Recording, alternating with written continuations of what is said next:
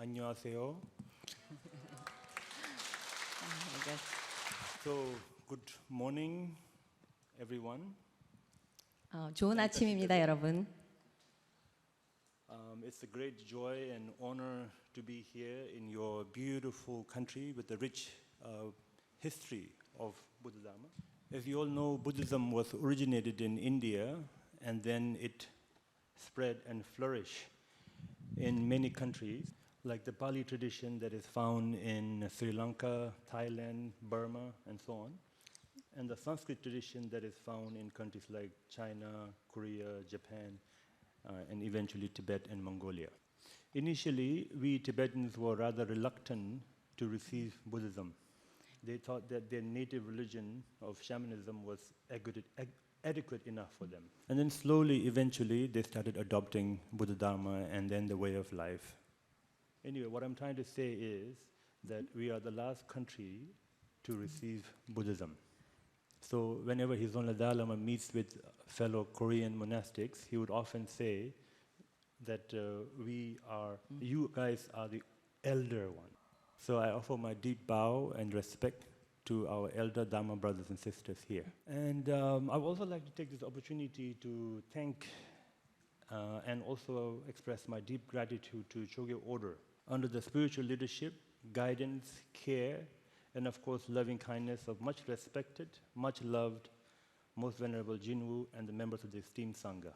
And I offer my humble prayer that the aspiration that you have for this Sun Meditation Summit brings about the fruition, so that people of Korea can be happy and peaceful. And what a wonderful gift that is for our future. So the world is you, and you are the world. Thank you very much. That's the end of my talk. No, I'm joking.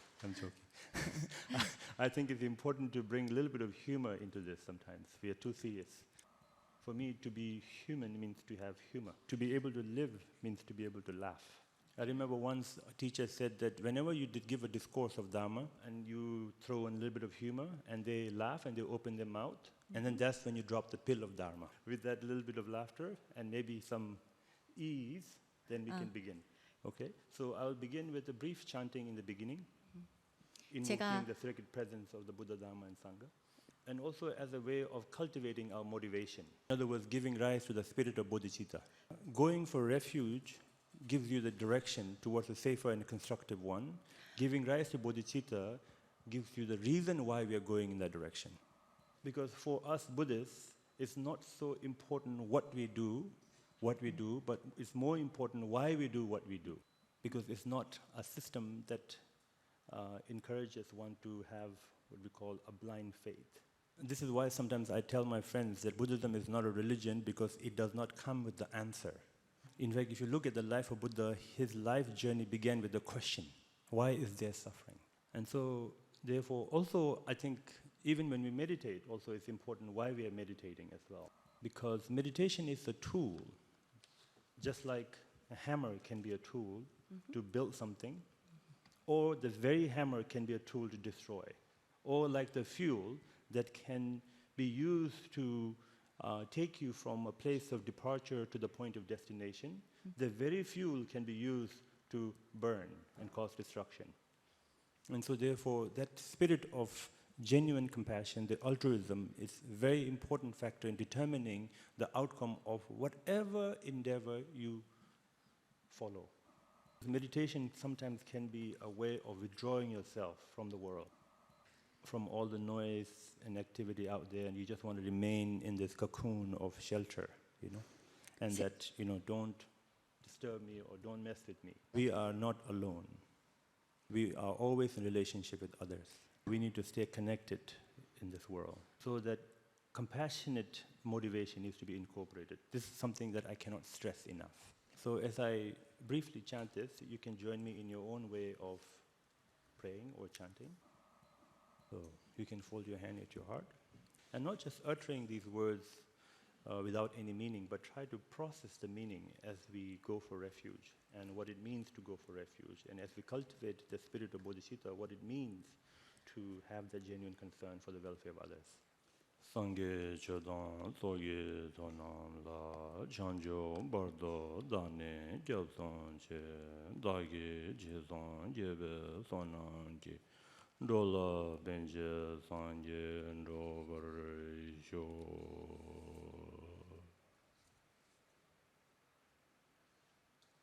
Semjen Tamje Dewa Dan Deve Judan Dembar Juji Semjen Tamje Donga Tan Donga Je Judan Dawar Juji Semjen Tamje Donga Mebe Dewa Tambai Medewa Juji Semjen Tamje Nyeren Chadan Nidan Dawe Tanyum Chemu Neba Juji.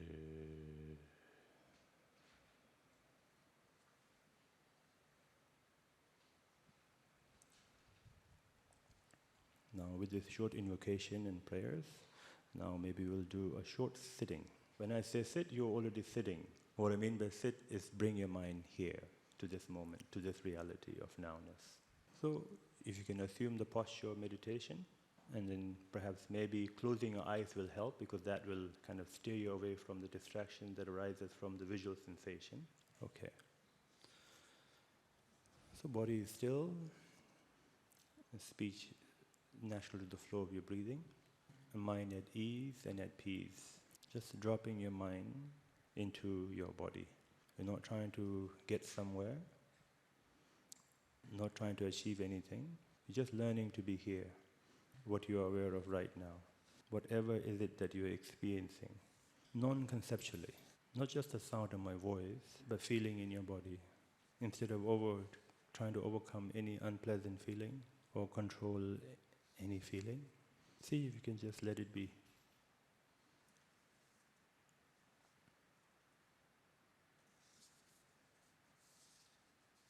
Not thinking about the past, nor anticipating the future. Past is something that we cannot change, so no point in worrying about it. Finish.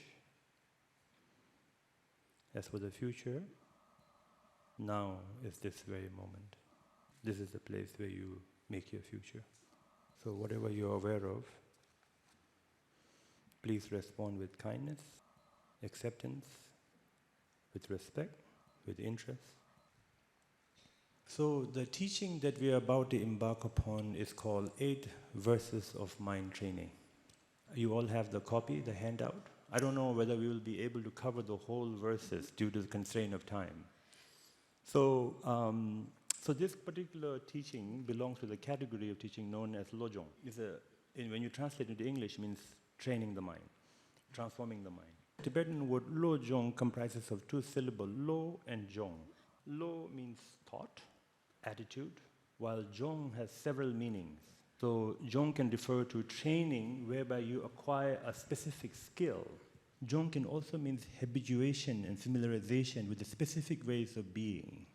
The very word Jong can also refer to cultivating a specific mental attitude, such as compassion, or what we call universal compassion, the awakening mind.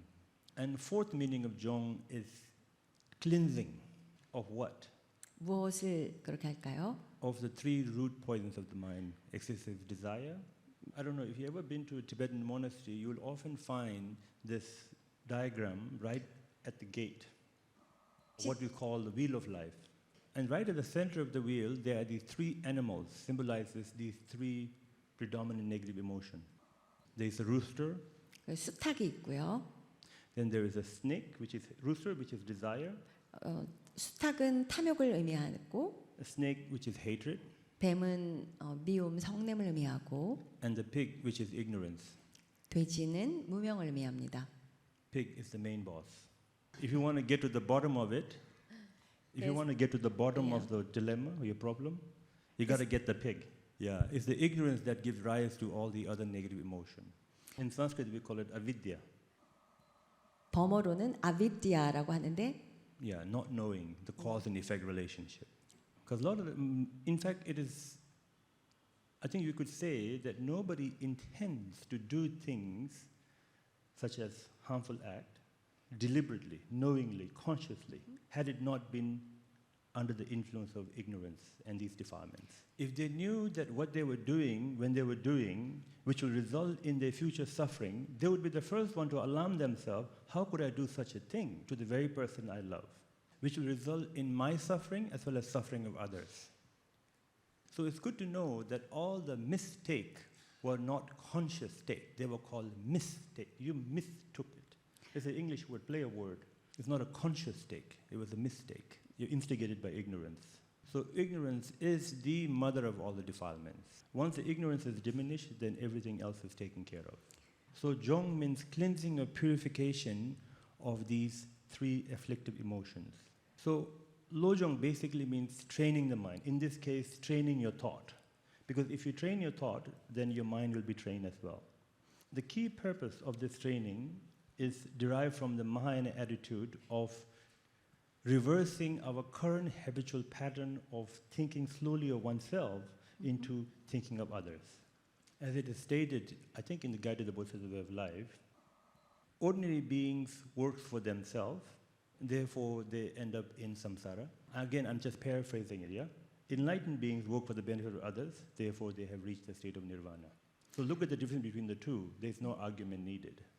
Shantideva further went on to say that all the suffering there is in the world comes from thinking of oneself.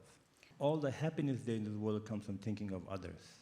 So the Lo Jong teaching is about cultivating that heart of genuine compassion. Because if you take care of others, you're automatically taking care of yourself. I have another quotation from another teacher. He says, Lo Jong teaching presents the possibility of entire change of attitude. We could relate compassionately with others rather than push away. We could learn to give away and share that we hold most dear. This practice shows us how to work with open-heartedly with life, whether painful or pleasurable. He says here, through Lo Jong practice, we come to have a sense of letting an experience be as it is, without trying to push away or grasp at it, or try to manipulate them. The pleasurable aspect of being human, as well as the painful ones, therefore becoming the key to awakening the bodhicitta. So now, as far as the historical background of this Lo Jong, this is according to Nalanda tradition. Often when we begin the text, we have to, is a customary for the one who is expounding to talk about the origin and also the author of the text. So when we speak about the lineage of the teaching of the Buddhas, when you think about the lineage of the teachings, we can speak of lineage of the profound teachings. This would be teaching on voidness, on emptiness, which came from Nagarjuna and Manjushri and so on. Then we have the vast teaching that came from, vast teaching refers to the teaching on bodhicitta that came from Buddha Maitreya through Asanga, through Shantideva. Then there's a third lineage that's called, sometimes spoken of, which is something like what we are doing here, the practice of Lo Jong. And you can also speak of the lineage of Tantra, but that's not Sutrayana, that's more Tantrayana. So where does the Lo Jong teaching come from? Of course, no teacher can expound anything that's not already been taught by the Buddhas. All of this teaching came from the inspiration of the 84,000 discourses. Maybe we will recite this together. 모든 존재의 안녕을 위해 깨달음을 얻으리라는 생각으로 소원을 들어주는 보배보다 더 소중한 그들을 항상 소중히 여기며 수행하리라. So this is quite clear. So when we talk about wish-fulfilling gem or the wish-granting gem, it's talking about some kind of a mythical thing in the ancient India that when you wish something, your wishes will be granted and fulfilled. So here, it says here, may I always cherish all limited beings by considering far more superior than wish-granting gems. Yeah, reason why we consider sentient beings far more precious than wish-fulfilling gem is because the wish-fulfilling gem may be able to give you possessions, house, status, position, power, and so on, but they're all temporal, they are transient, they're impermanent, and they end up becoming the further cause of suffering. Whereas thinking of sentient beings more precious than wish-fulfilling gem means you are accomplishing the highest aim of attaining enlightenment. So basically it's a question of where is your priority? What do you value most? 그래서 Temporal 여기에서의 happiness or long-term happiness? I think it's quite clear when you have practiced bodhicitta, then sentient beings are the object. When you practice refuge, then the Buddha, Dharma, and Sangha is the object of, merit field. So there's no one greater than sentient beings, because without practicing bodhicitta with sentient beings, you will never achieve the state of Buddhahood. That's why one Lama used to say that may I always have more irritating people around me, because then that gives him the opportunity to practice patience. Because normally, what is our instinctive habit? We try to avoid these people and situations, right? Really practice compassion, then you actually welcome them, you embrace them. This is really good. It's good for you, good for the Koreans. Lots of opportunity to practice bodhicitta. His own Dalai Lama, he says, 달라르마 존자님께서 말씀하시기를 our lives are not very long, 100 years at the most. 우리 삶은 길지 않다. 100년이 최고다. If throughout the duration we try to be kind, 그 기간 동안 우리는 친절한 존재이도록 노력해야 한다. warm-hearted, 따뜻한 마음을 가진 존재이도록. concerned for the welfare of others, 그리고 다른 사람의 안녕을 염려하는 마음. less selfish, 덜 이기적이고 less angry, 덜 화내고. that'll be wonderful and excellent. That'll be a cause of happiness. Yeah, he says it doesn't matter whether you believe in next life or whether you will go to Pure Land or whether you're Buddhist or Christian or non-believer, doesn't matter. As long as you cultivate the spirit of genuine compassion, that is the heart of the essence of all the religion. I often say this, that wisdom exists in all the religion, but the uniqueness of Buddhism is that we have what we call technology, the methodology aspect of how to eradicate this disturbing emotion and give rise to genuine heart of compassion. So here, it's about training the mind, right? So now what we do is we try to imagine whenever we confront with any kind of adverse situation or circumstances and think that depending on this person, that my enlightenment will be reached. My enlightenment depends on this drunk individual who just got on the bus. My enlightenment depends on this suicide bomber that has caused a lot of destruction. My enlightenment depends on these leaders that are crooked or that are difficult. All of them are equally precious because they all have the same wish just as you do. They want to be happy, they don't want to suffer. 그것은 행복하기를 바라고 고통을 원하지 않는다는 것입니다. But they don't realize that the cause of happiness, they don't want suffering, but they keep creating the cause of suffering. So their aim and action are completely in contrary. So your heart goes out for them. 그러므로 Your heart goes out to them, even more so. And furthermore, the fact that we are alive, everything that we have, from the food, the clothing, the shelter, the medicine, it all came from others. You came to this world naked. So that's why it says here that if you lose a wish-fulfilling jewel, it's not a big deal. But if you lose, or if you leave one sentient being, then our highest aspiration for awakening will be jeopardized. So as I'm sharing with you these words, these insights that come from these great masters, it'll be good to not only listen, but also try to open your heart to actually process these things. So thereby you'll be able to have small little shift in your attitude. Then verse number 2. 이제 두 번째로 Let's 가볼까요? read this together. 다른 사람들과 함께 있을 때는 내 자신을 모든 이들 가운데 가장 낮은 자로 보고 마음 깊은 곳에서 우러나오는 존경으로 그들을 최상으로 받들리라. Now this verse is considering, in the first verse we were considering sentient beings more precious than wish-fulfilling jewel. Now here in this second verse, then it's saying when you're in company of others, you consider yourself lowest amongst all.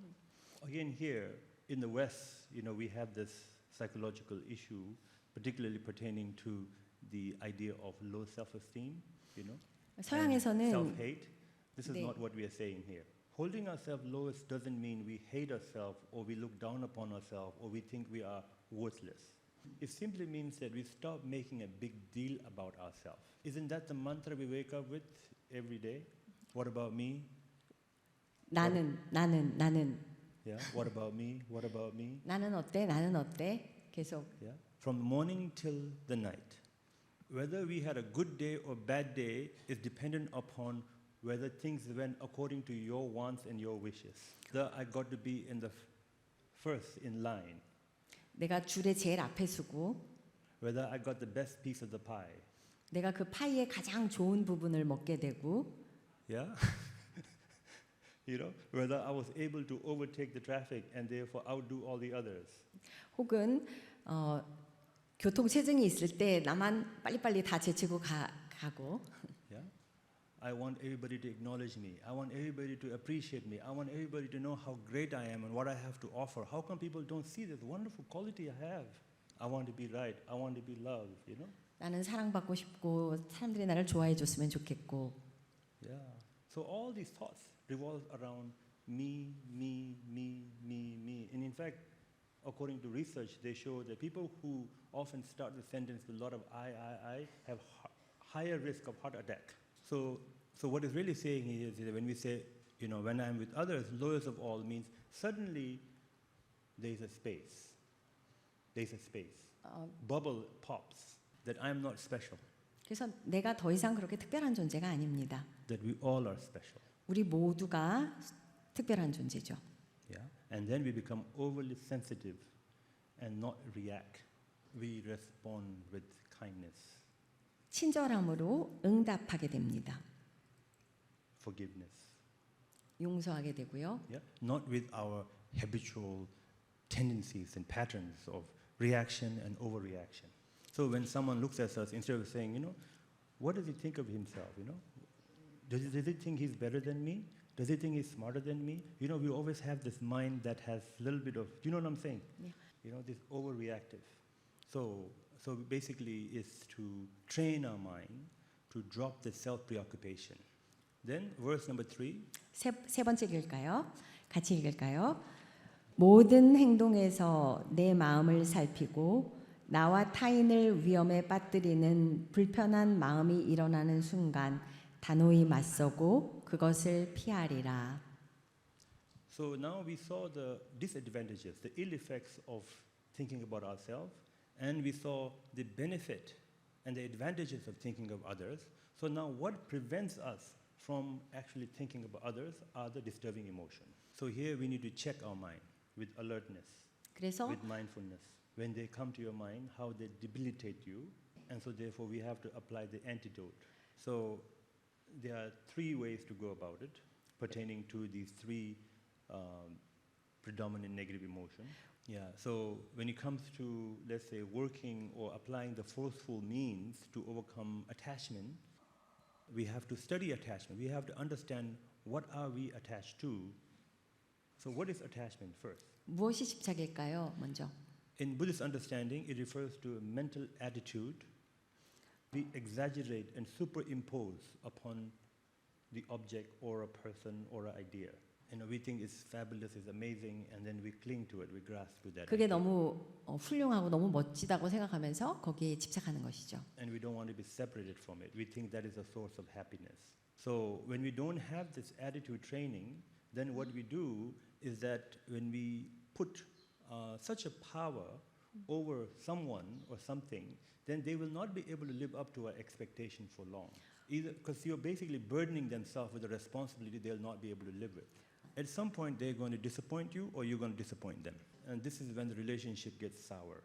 It's not the problem with the object, but it's a subjective mind that is not seeing things correctly. So when you have a genuine sense of well-being, where you're connected with the essence of that love, that compassion within, then you can still have relationships, but there will be a lot of admiration, there will be a lot of respect, there will be companionship, but without putting too much pressure. There will be ease about.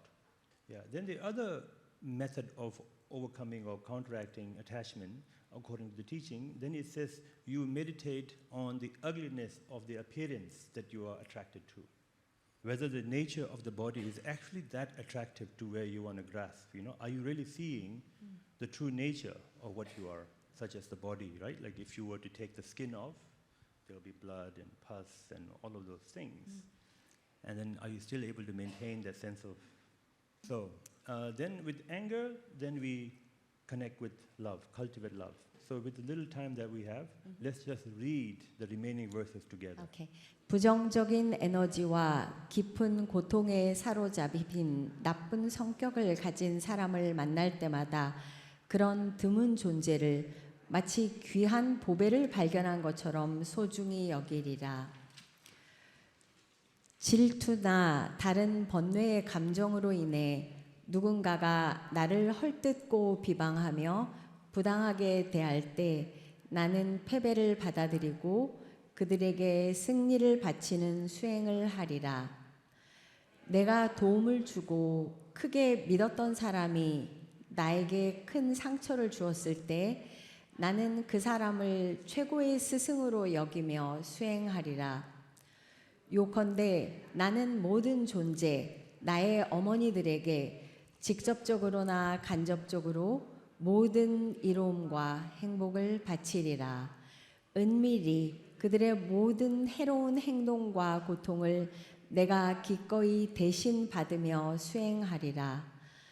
모든 현상을 허망한 것으로 인식하여 이 수행들이 8가지 세속적인 관심으로 더럽혀지지 않게 하며 모든 중생들이 괴로운 마음과 업장의 속박에서 벗어나게 하기 위해 집착하지 않고 수행하리라. So I finally end with the word of advice from His Holiness Dalai Lama. So he says, mental development will take time. Early on, it may seem difficult, but it becomes easier with familiarity. Don't entertain unrealistic expectations. Mental transformation doesn't take place quickly. It requires patience, determination. It may take 2 months. It may take 2 months. 2달이 걸릴 수도 있습니다. Or 2 years. 2년이 걸릴 수도 있습니다. Or 2 eons. 2번의 그 겁의 세월이 필요할지도 모릅니다. But you do know where you're going. 하지만 최소한 여러분은 어디로 가는지를 알고 계십니다. Destination is not important. This is something I always share with my friends, that for a Buddhist, time is not of the essence, because we always can come back. And I guarantee you, 제가 보장하건대 that each and every one of you will attain enlightenment. 여기에 계신 한 분 한 분 모든 존재가 깨달음을 얻으실 수 있습니다. And I'm not just saying to sound nice, because I have a reason. 제가 이유가 있습니다. 그렇게 말씀드리는. Reason is that we all have an instinctive wish to be happy. That instinct will lead you to Buddhahood. So here, His Holiness ends here with this special verse. He says, "For as long as space endures, 허공이 존재하는 한, for as long as living beings remain, 중생이 거기에 머무는 한, until then may I too abide." 거기에 나도 언제까지나 함께 있으리라. To dispel the misery of the world. 이 세상의 모든 고난이 다 사라지도록. Thank you.